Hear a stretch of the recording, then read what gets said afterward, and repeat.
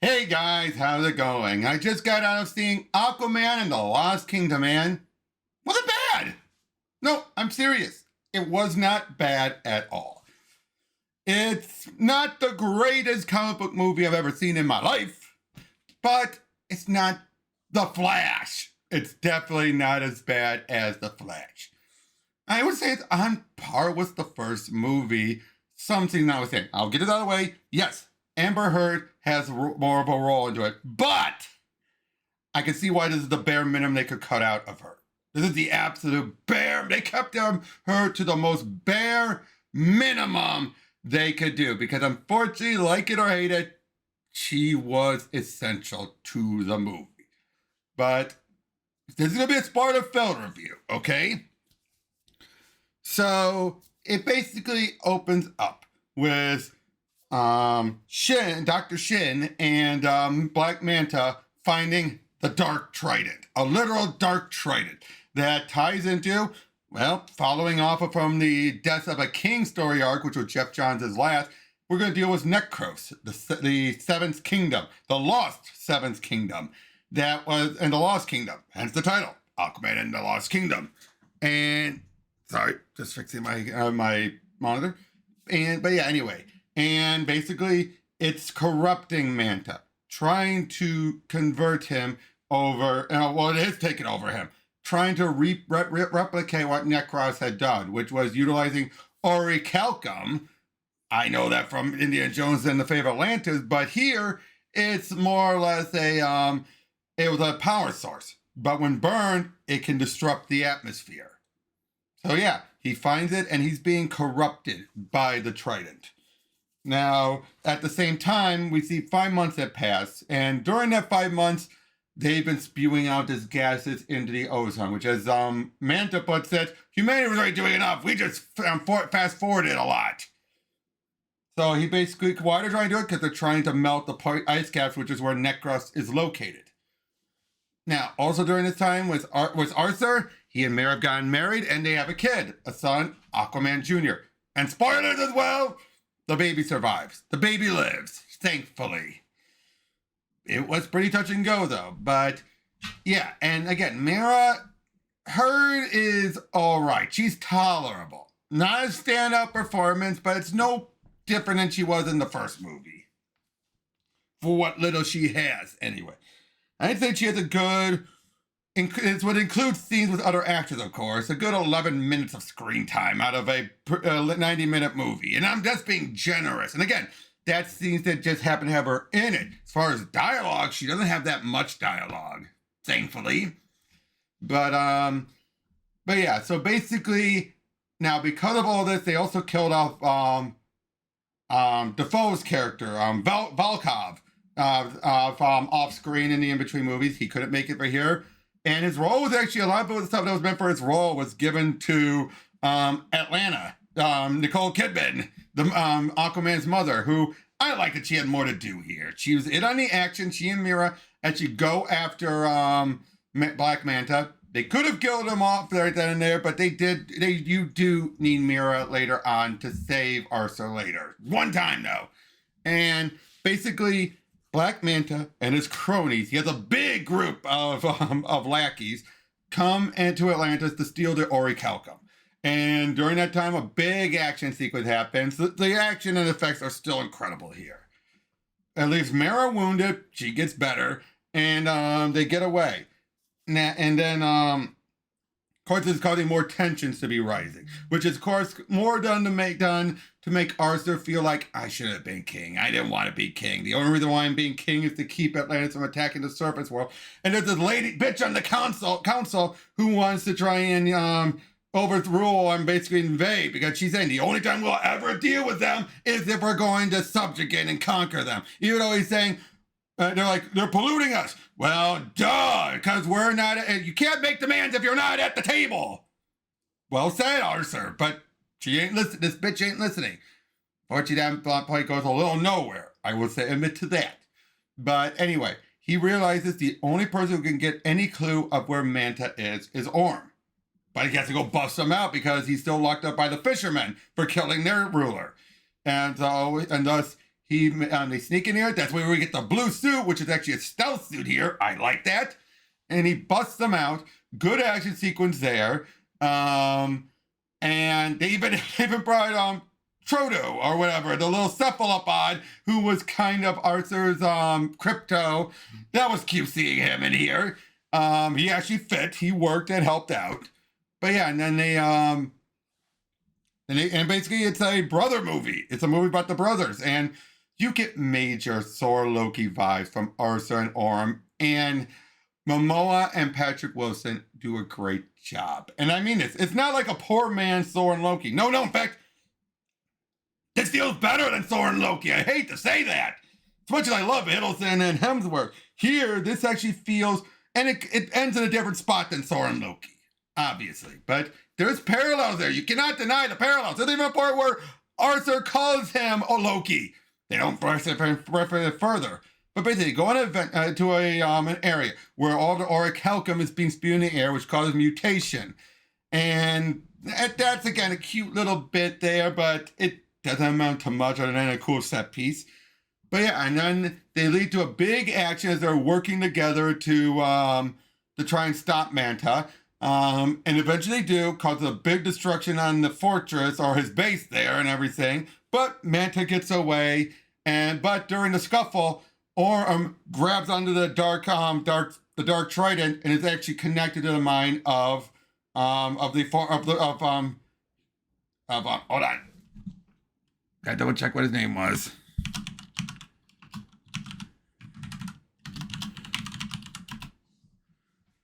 Kordax, the brother of Atlan. Now, in the original Jeff Johns book, it was a storyline. Atlan was the dead king, but here, no, was Kordax, who was actually from the Peter David run. So they're not pointing up out their ass or making up characters. They're actually utilizing characters that kind of works in all this.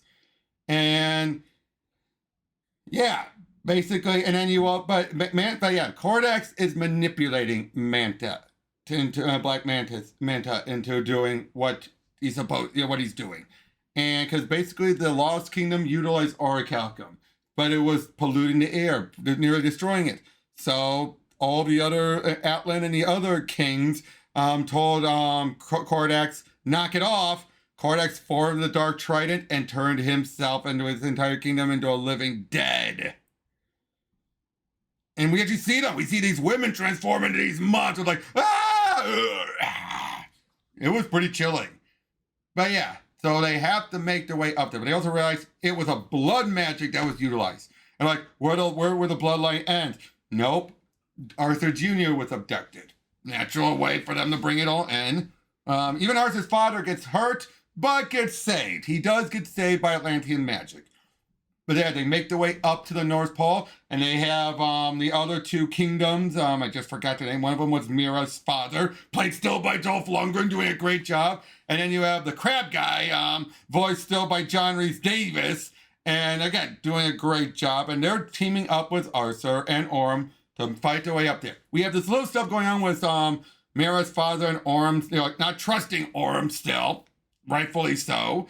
But eventually, Orm saves his life, and he learns to trust him. A lot of this movie is clearing up dangling plot threads from the first movie, and I like it for that, because a lot of stuff feels like it naturally continues on from the last movie. I mean, there's even a point where Orm, he sent that attack and everything because he was trying to preemptively prevent Arthur from coming to kill him, because their father kept saying to him, they're going, your brother's going to come and take over. He's going to want to take the power for himself and everything, and the throne for himself.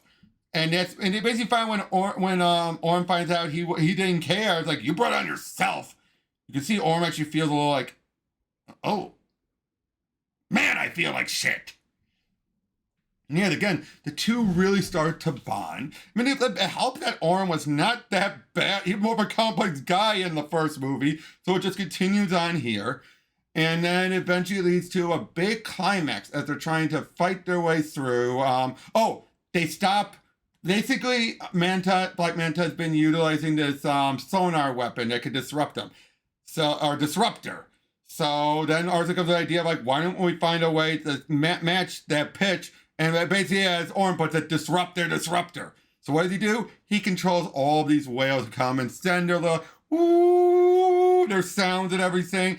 All of them come at once right at the ship. And you even have this lackey of Mantis going, "You've gotta be kidding me," as the whole place blows up because of the sound effect. They explain it in the movie much more than I can explain it. But yeah, and then they fight their way in there. For a brief moment, you think Mantis is going to kill Arthur Jr., but Shin actually grows a spine, ends up nearly blowing up Manta. Unfortunately, the suit still protects him. It's not full-on power suit like it was in the first one, but the Trident beefs him up. But then he's still ready to, he gets the baby back, is ready to sacrifice him. Arthur shows up as they fight their way through, and he's like, "Stand up, get away from my son!" And he takes down Manta, but then Orm picks up the Dark Trident and is possessed by Kordax. And they don't need the child's blood, they just need the blood of Atlan. So what does he do? Punches Arthur, so he spits out blood, and basically that's all it needs to reverse it. But then Arthur's trying to tell him, like, remember, they think back to when they first met, which was basically like, "You're not alone." And basically it's the whole idea of, unlike Atlan and Kordax, these two brothers do care for each other and are able to work together, throw the trident at him, he catches it, but then Orm tosses him the Atlan's trident, he throws it, destroys the other trident, he throws it right from the base of the trident, straight through it and destroying it and taking out Kordax. A bit of an anticlimax, but giving out the threat makes sense. The whole place collapses. Orm is then told, "We'll claim you're dead. Don't go too far, I might have some kingly advice," but he tells Arthur, "You're better at this job than you think you are." And thus Arthur, and given how the council reacts, takes it upon himself with the other two kingdoms to reveal themselves to the topside world and basically say, like, "We're going to negotiate. We're coming to the table to negotiate." Man, that's where the movie ends. There is a post-credit scene that ties into an earlier bit where Arthur, knowing that Orm's never had topside food, claims cockroaches are a delicacy, and he actually eats one, likes it. Well, at the very end, he's eating a hamburger, something that Arthur suggests he does. He likes it. He's a cockroach. And that was the post-credit gag. But yeah, overall, the acting is strong. The action is good. The story is good on its own. As the last DCEU movie, it didn't deserve that. It did not deserve to be labeled as that. But on its own, I think word of mouth is going to salvage this movie because it is a fun movie. It is a good movie. Like I said, I put it on par, maybe a tiny bit below the first one. But overall, it is good. Like I said, the fact that it feels like the most logical progression from the first movie. It wraps up a lot of the plot points and everything. I want to point out, during the movie theater, the power flickered and the movie went out. We had to wait a good 10 minutes before this movie started up again. Thankfully, it wasn't a complete wash. I would have been ticked. But the fact that it was just a quick, okay, just give it some time. They kept going about their business, so I knew, okay, it'll come back on. But yeah, I just wanted to get that out of the way. But yeah, seriously, short video, I know. I don't have anyone else to bounce off of, but yeah, this was a good movie. I say go see it. I recommend go see this movie. If you like the first one, go see it. It is really good. I mean, I would call it, from a production standpoint, from an end result standpoint, it is a high note for the DCEU to end out on. It doesn't deserve to be the last DCEU movie and have that pressure on it, but for what it is, for ending on the quality of the film itself, it ends on a strong note, is what I say. It's way better than ending on Flash, that's for sure. And heck, I say it's better than Blue Beetle even. So yeah. Oh, and Black Manta seemingly dies. Just want to get out of the way as well. They could have let the door open for him to come back, but obviously here he's dead because they ain't going to touch anymore with this. But Moa was still very good. Nicole Kidman was very good. And again, Patrick Wilson, he's right up there with Tom Hiddleston. He steals the show. Where's with the Wilsons constantly having just these great roles in these movies? Wait, is he related? I got to I just want to make sure.